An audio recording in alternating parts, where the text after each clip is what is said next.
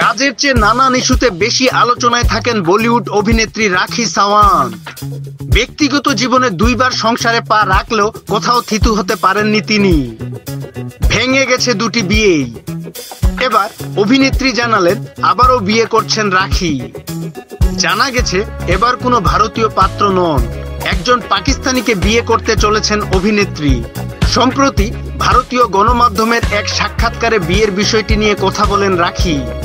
তিনি বলেন, আমার হবু স্বামী একজন পাকিস্তানি পুলিশ কর্মকর্তা, তার নাম দোদি খান। পুলিশের চাকরির পাশাপাশি অভিনয়ের সঙ্গেও জড়িত তিনি। মূলত পাকিস্তানে ঘুরতে গিয়ে বহু বিয়ের প্রস্তাব পাওয়া হয়, সেখান থেকেই দোদিকে বেছে নিয়েছি।